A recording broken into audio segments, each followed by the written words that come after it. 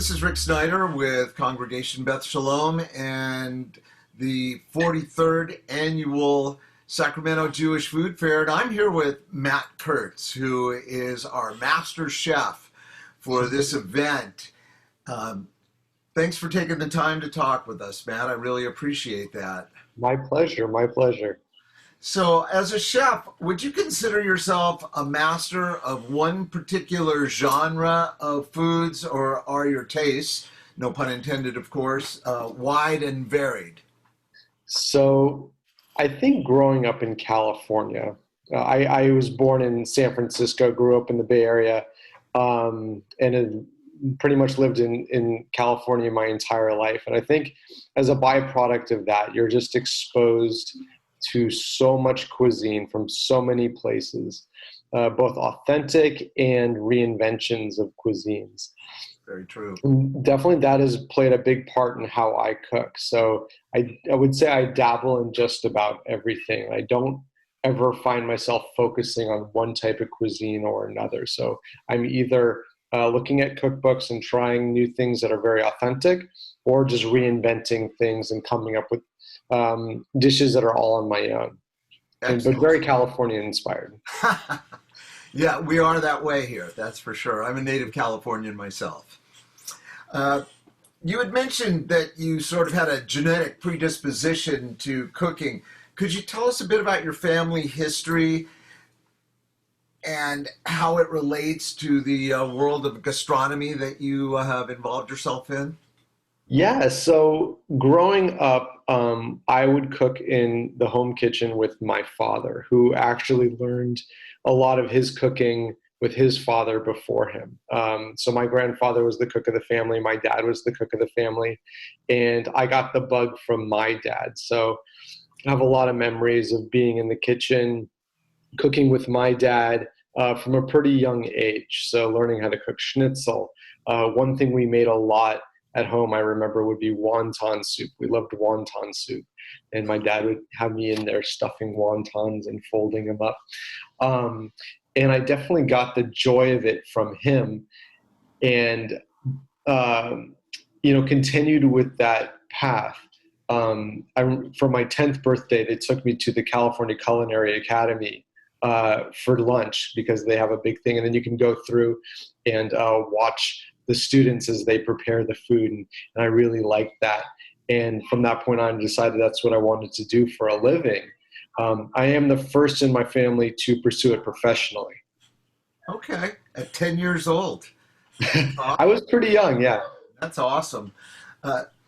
Would you share with us a profound experience that you had while growing up that really influenced you to become a chef, other than the trip to the Culinary Institute, which sounds rather profound?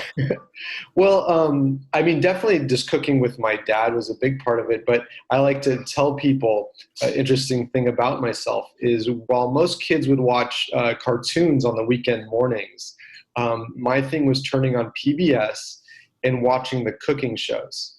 That had a big impact on me too.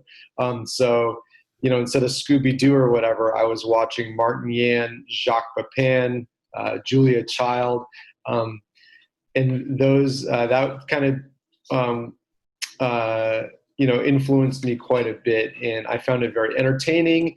And really, there was a lot of magic involved in those shows, and you learned so much from them that you could then take into other eating experiences in your life. So when you go into a restaurant, you're like, oh, I learned about this. I know what that is. And I saw someone make it. And making that connection was pretty impactful for me as a young man, or as a kid. Definitely out of the box viewing. Yeah. I liked some cartoons too, but I loved those cooking shows when I was a kid. What role does Jewish food play in your life? So I would definitely think that Jewish food, and what we consider Jewish food, and the food that we prepare for the Jewish Food Fair, it's not exactly everyday food for us in our family.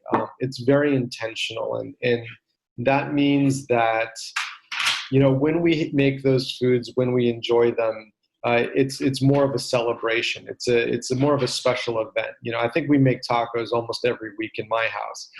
It's not as special. But if we're going to make sufganiyot, if we're going to make latkes, it's a very, it's around a holiday, and it's a very special thing that we get to have it. So I think that's the role, is that the food highlights the celebration that we're having.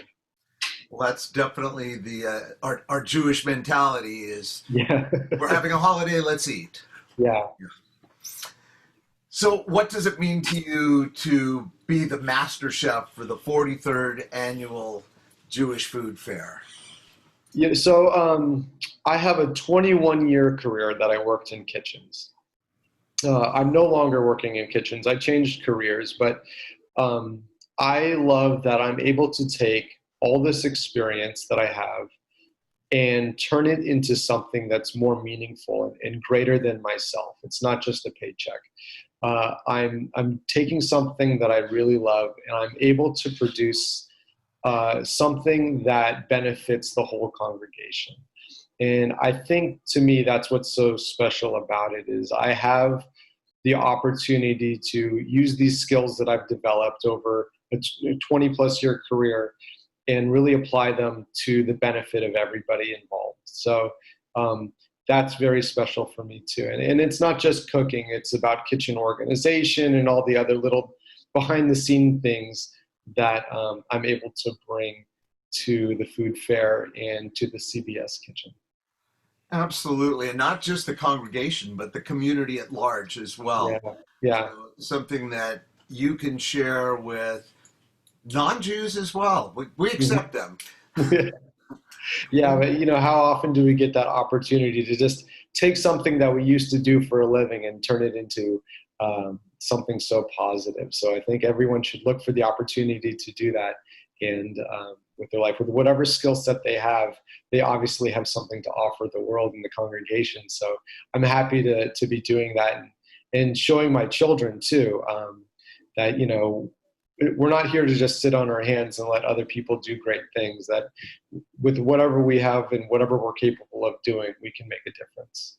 I like that you've turned it into an actionable event, and that's really quite profound, because that is what makes the difference in this world. Not just great ideas, but taking great ideas and great things and bringing them to fruition, turning them into action.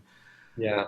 So Matt, I'm very grateful that you are doing that for the temple and for the community, and I look forward to sampling some of the wares, probably not the cabbage rolls, but some of the other things. And thank you so much for taking the time to chat with me for a few moments. I really do appreciate it, and I hope you and yours have a wonderful day and a wonderful week. Well, thank you, Rick, for everything you're doing as well, and all the best wishes to you.